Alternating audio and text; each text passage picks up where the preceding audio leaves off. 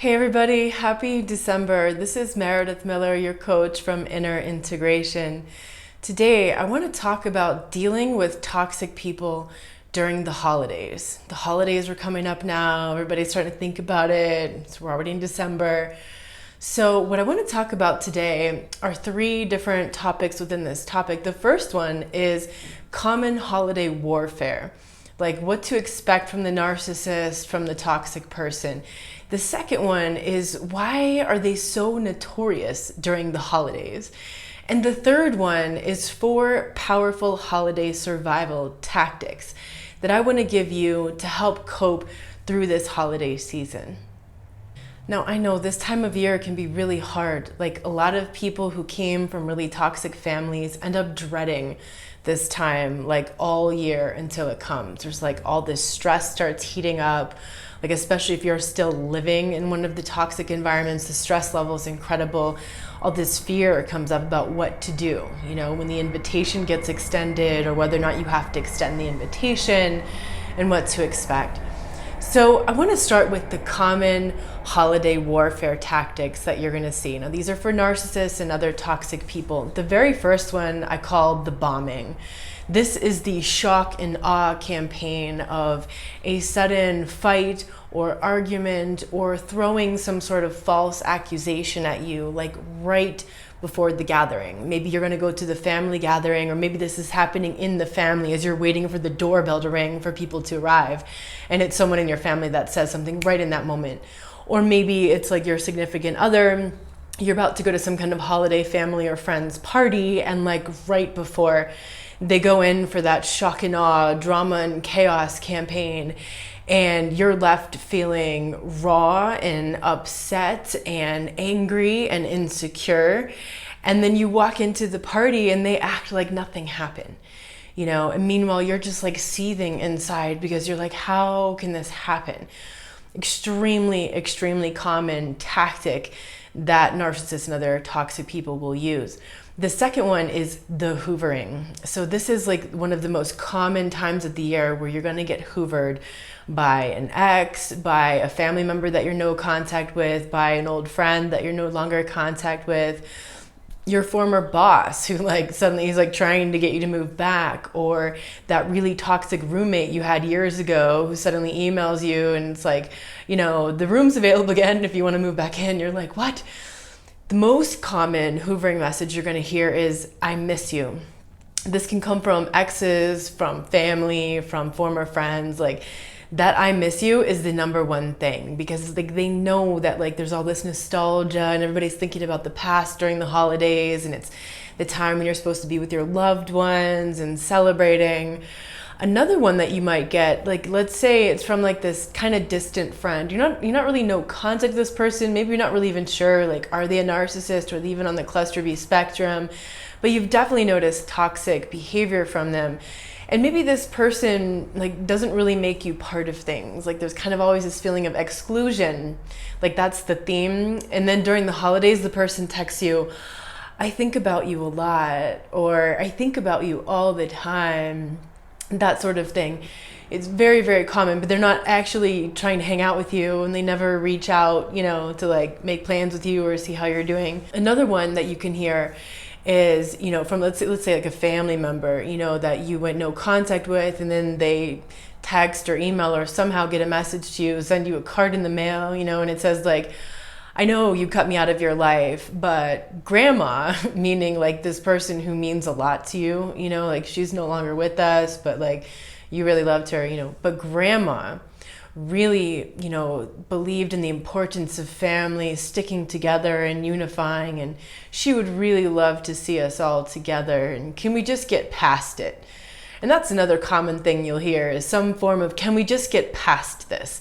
What that means is rug sweep it. They want you to rug sweep everything that happened, pretend like nothing happened, and just go on, and so they can get their narcissistic supply that they really want to get. You'll really see, if you notice carefully, in these hoovering messages, the ups and the downs. So first they build you up, and then they put you down. And it could be really covert, or it could be completely overt and aggressive and in your face.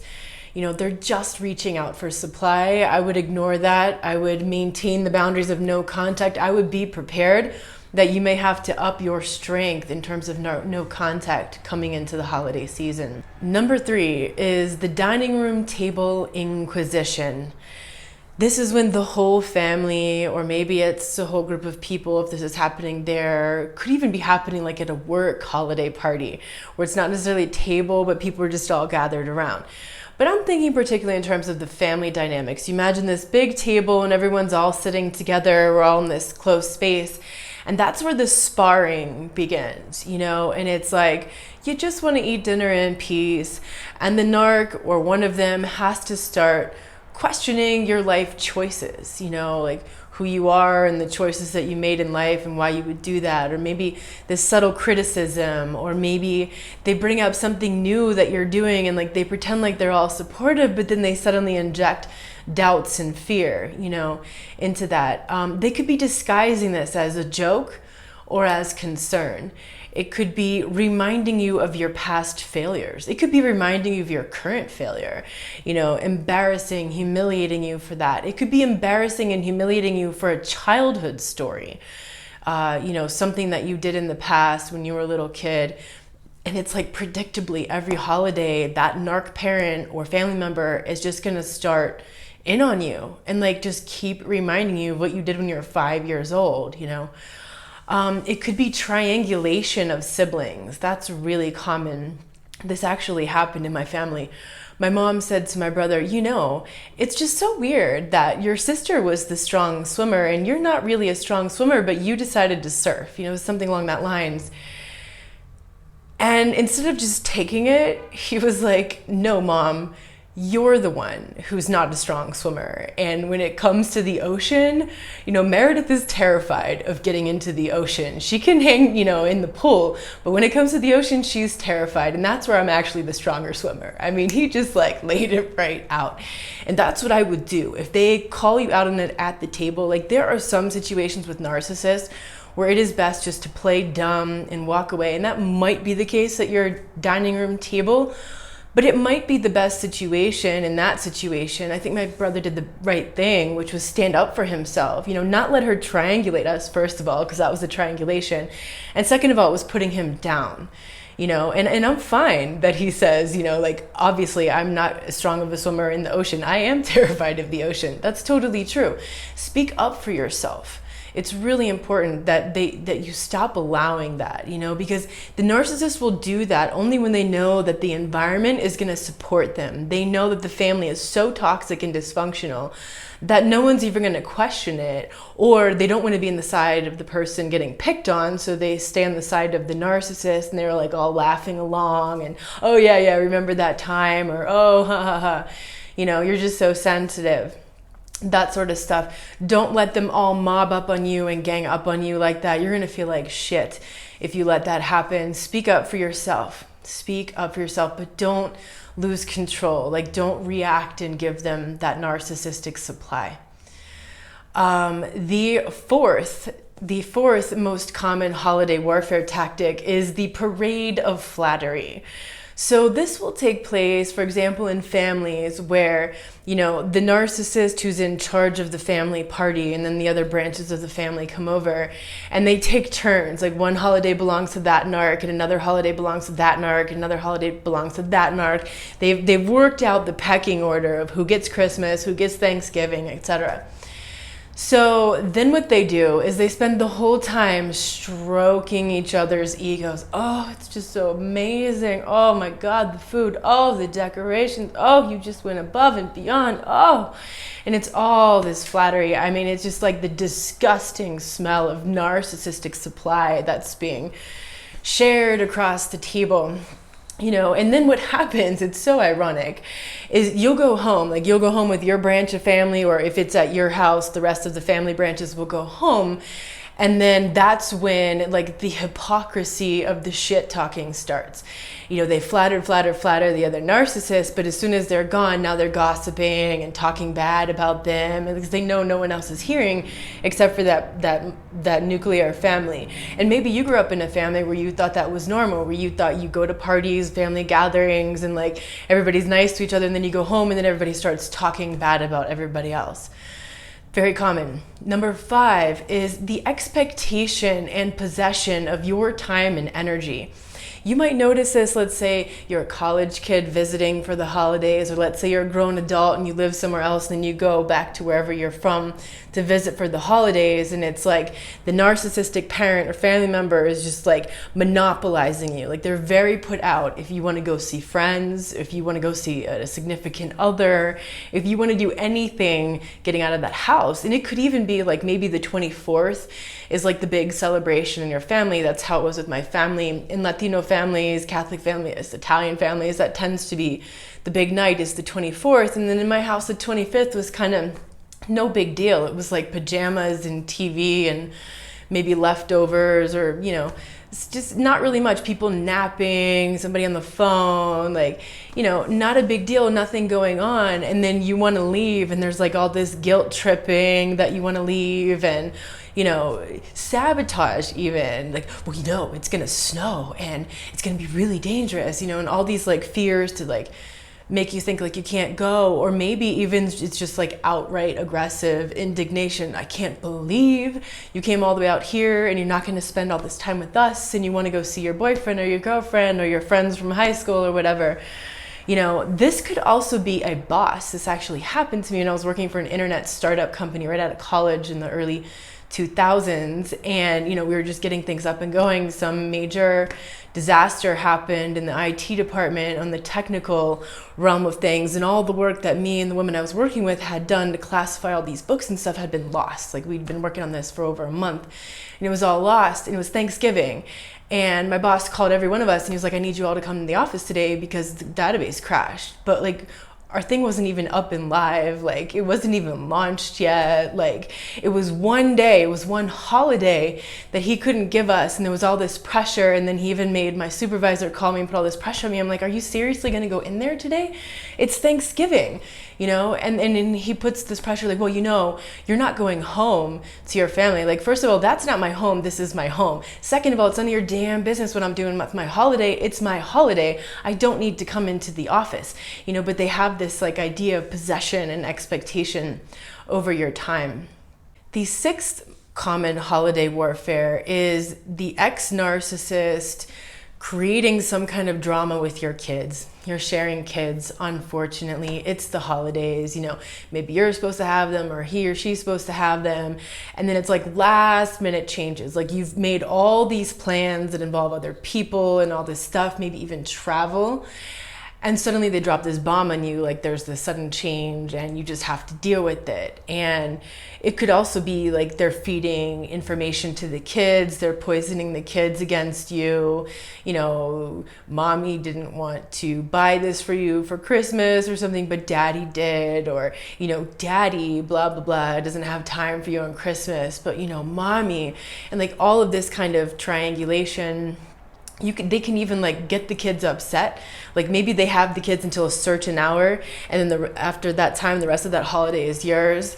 So they get the kids really worked up and really upset with some little covert thing, and then they drop them on you, and the kid's like freaking out. He or she's upset all day long, you know, and now you got to deal with this issue that's going on.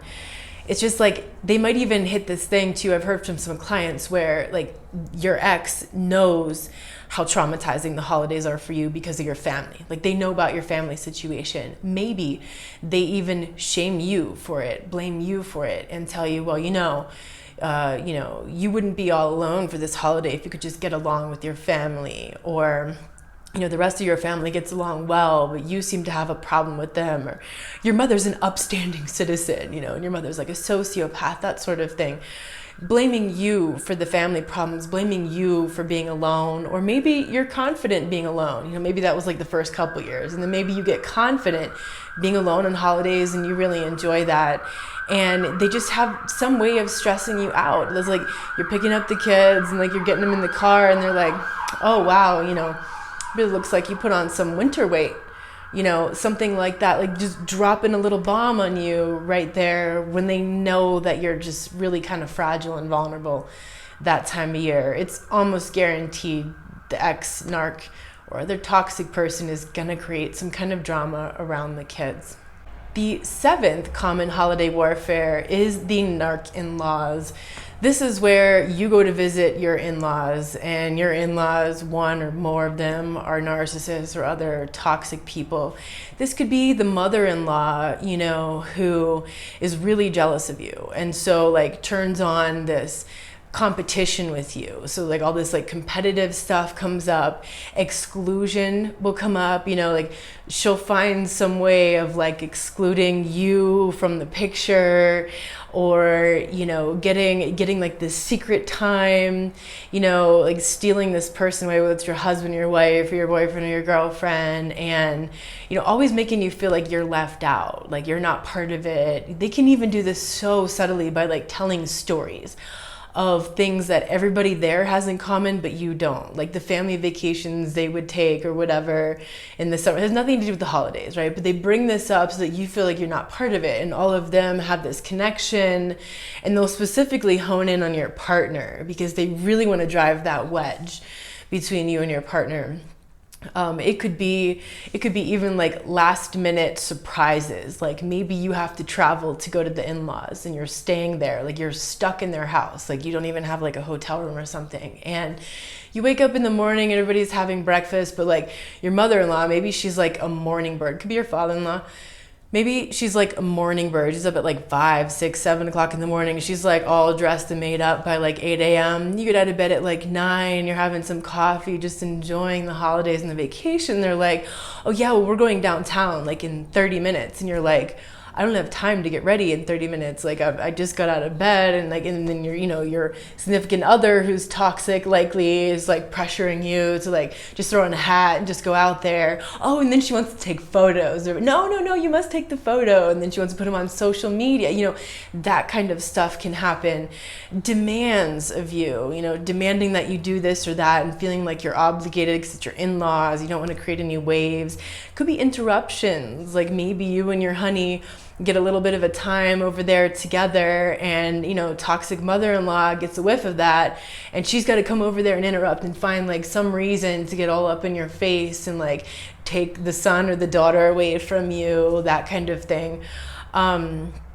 And you're always going to feel like you're excluded in that sort of scenario. And then on top of that, there's often the awkward gift exchanges where, especially if it's not your family, I mean, it's awkward enough in your own family, especially in the families where they're like, oh, we're going to go one person at a time. And then it's like everybody's friggin' staring at you as you're opening this gift. And it's like so much pressure. But it's even more so when it's like the in-laws and like they're doing the whole gift thing and you're really like not part of that. You're just kind of like watching everything. So a lot of stuff can happen, especially when you feel like you're trapped there, like you have no escape if you've traveled there. And the 8th one, the last one, the common holiday warfare are the memories of all the years before. This is like the nostalgia that might come up, like missing that time or thinking, a year ago right now, blah, blah, blah was happening. 2 years ago right now, blah, blah, blah was happening. And it could even be like flashbacks because it's this time of year. Maybe you decide to spend the time alone and you're enjoying your peace and your joy. And then like all of a sudden you're having all these flashbacks of, the drama from the past, the chaos from the past. So what I would recommend in this case where you're going to be facing the memories, maybe this is your first Christmas alone, your first holiday, it could be that you're Jewish and you're going to opt out of all the family traditions that's going on, all the parties, could be any other holiday that you're going to be celebrating, even New Year. What I would recommend is that you create your own traditions, like whether you're going to be alone or whether you're going to be with your new familia and your friends and gathering. If you're going to be alone, do something that makes your inner child feel joy and fun and playfulness and comfort, because that's going to be really helpful, especially if you grew up, in a childhood in a family that was extremely toxic, where you just always dread this time of year and there's so many stressful, tense memories. Like, do something to make that inner boy or girl happy and enjoy it. So why are toxic people and narcissists so notorious during this time of year? Well, especially with narcissists or other cluster B, you can pretty much predict there's going to be some kind of drama or scandal or upset that's going to take place. I'm only speculating on this, though I have heard Sam Vaknin explain, and he is a self-declared narcissist, that, the narcissist needs all the attention on them. So if there's a holiday, the intention is on the holiday, on the bigger picture, on everyone, on the children, especially Christmas. It's like, it's all about the kids, right? So the narcissist with that toxic form of jealousy is going to be competing with the holiday for the attention, competing with the other narcissists for the attention, competing with the children who are getting attention, trying to look good and put on this public perception. And when you look at the family, what you see is like that patriarch or matriarch who waits all year for this opportunity to have all the spotlight and all the gushing flattery. And if it doesn't go in that sort of way, then usually what they do is somehow ruin the event. They make this big scene or something that just kind of ruins it for everybody because they had to get that attention. Another reason, which also Sam Vaknin has said, is that they're angry that time of year because other people are happy, other people are feeling a sense of joy, and they're feeling joyful and talking about that joy. They can't stand your joy because they can't feel it. They don't know what those kinds of happy, positive emotions are like. At some level, they probably sense. They don't experience life like that, and they're missing out on something. So again, that will bring up that jealousy because they can't feel it. So they'll want to make you miserable just like they're miserable. They'll create something to make that happen. So I want to finish up this message with 4 powerful holiday survival tactics that you can use whether you're attending or not attending the festivities. I'm using the acronym OMFG because holidays with narcissists and toxic people can be, oh my friggin' God. So the first one is opt out. The O is opt out whenever possible. That's whether you got invited or whether the pressure's on you to invite or not this toxic person. You don't have to invite them. You don't have to attend their thing. Give yourself permission. The phrase is, I don't have to. I don't have to. Maybe you felt all your life that you had to attend family holiday gatherings. The first few are really hard. You're going to be met with a lot of opposition, a lot of guilt tripping, a lot of indignation, all kinds of negative emotions will come up when you want to opt out, but stick with it. Stick with it. During the last 20 years or so, I've only spent a handful of holidays with the family. Everyone, without doubt, was incredibly tense and stressful. The ones that I have spent alone, and I've spent a lot of those alone, those have been some of the best holidays I've ever had in my life. So I encourage you to create new traditions for yourself, whether you're alone or whether you have a new familia, new friends in your life, people that you actually want to hang out with, but maybe it's just you. And so maybe you create your own new traditions. Maybe that tradition is staying in your pajamas all day, not even showering, starting mimosas first thing in the morning, watching movies all day, or binge watching series, making some delicious food you want, or even opting out of all of that and ordering a pizza or Chinese food, or hanging out with your Jewish friends on Christmas because they're having Chinese food and pizza or something else. So, even your Muslim friends, they're doing something else. They don't celebrate that day. So opt out when possible. Now, if you're there are ways to opt out as well. Like, let's say you absolutely have to go, or you're just not ready to set that boundary yet and be met with all the backlash, because there will be backlash. That's understandable. So let's say you're there and things just start getting crazy, like the pressure's on you, or you're just observing this thing that's going on and it's just starting to make you anxious and upset. Leave the room, go make a phone call, wink, wink. go do something online, make up some work excuse, go to the bathroom for a while, go take a nap, offer to go get more ice at the store if you're not drunk already. And another way to opt out is to start drinking. Now, I'm not condoning alcoholism or anything like that, but sometimes it can really help.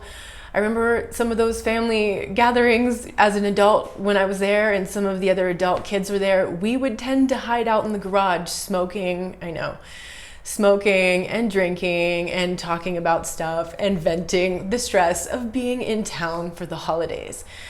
So, if at all possible, I would just not go, because when you are alone, you know that you have control of cultivating that sense of peace.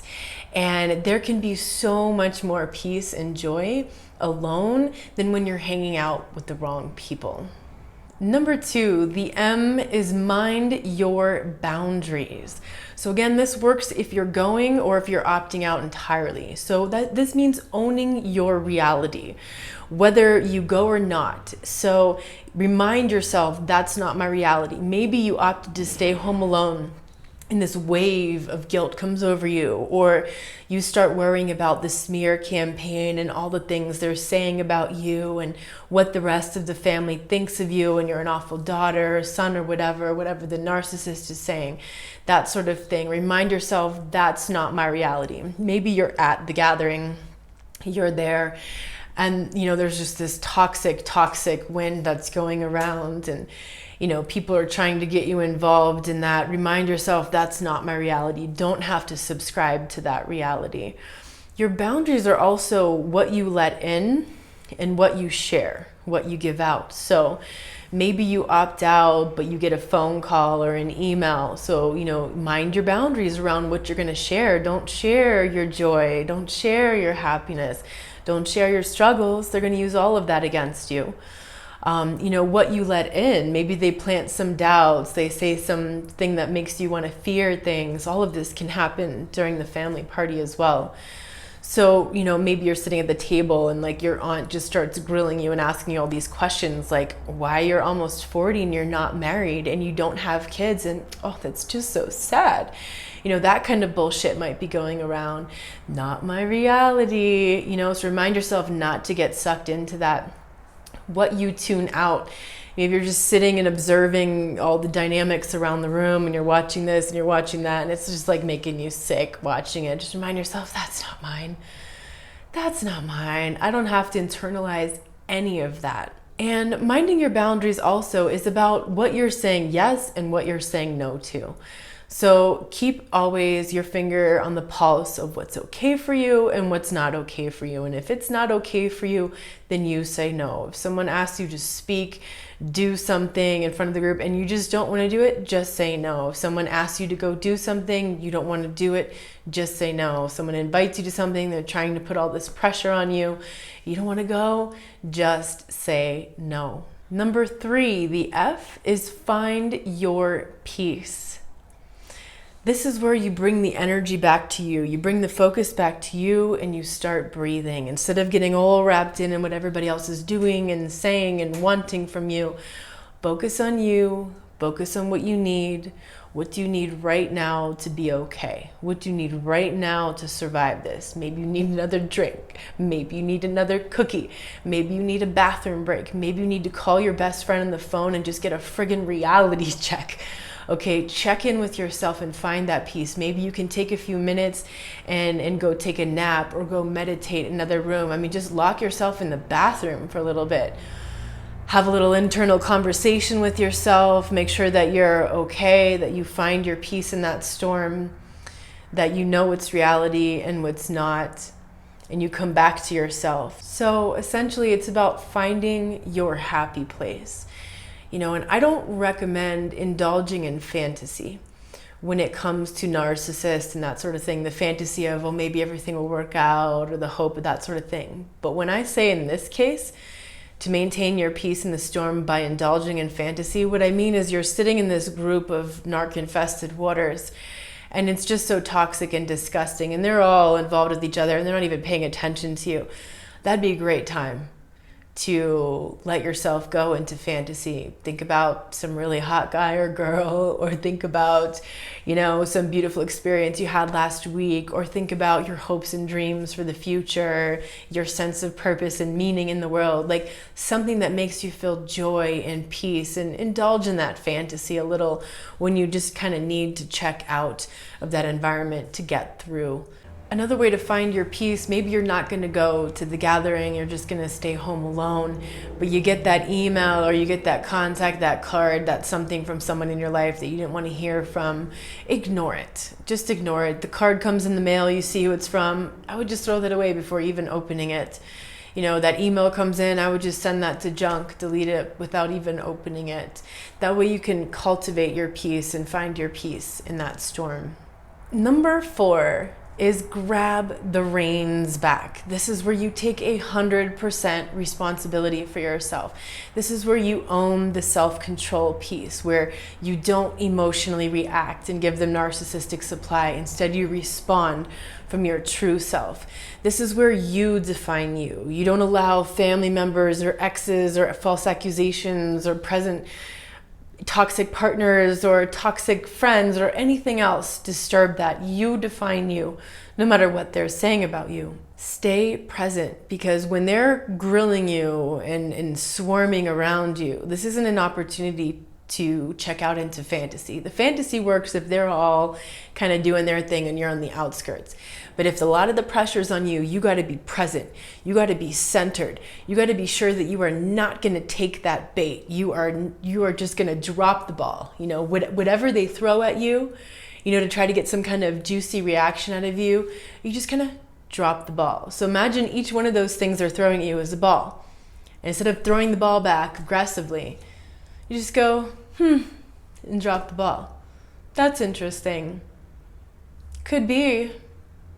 That's possible. Wow. Right? So you can use these kinds of phrases. I did a video a little over a year ago on 5 ways to disarm toxic people. And in that video, I talked about some of these phrases. Now, ultimately, it's just a lot easier not to deal with these people and just to opt out. But if you feel pressured, if you feel like there's no way out, if you have to attend, I recommend putting some of these phrases into your vocabulary so you can use them like verbal Tai Chi, just to kind of get that stuff to wash over you so that you don't take on so much of that, so you don't get caught in that loop of trying to defend yourself and just getting all caught up in that mess. So you want to use a gray rock expression as well, a gray rock communication. When they start grilling you on your life and whatever is going on, don't really tell them anything.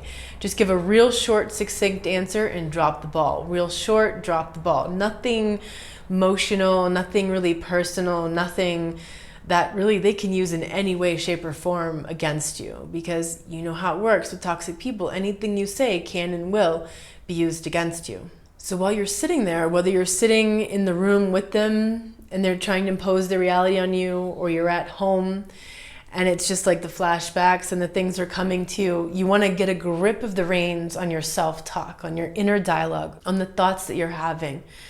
And you want to make sure that you're not allowing in the fears and the doubts and the negativity and the way that they're defining you and trying to get you to feel like you are, false accusations and smear campaigns and triangulations, humiliations, and whatever they're throwing at you in real time, whether you're having memories and thoughts of it or the thoughts are happening as you're in the room of it.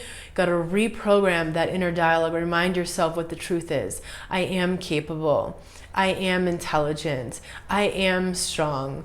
I am whatever. Remind yourself of the positive truth, no matter what they're saying.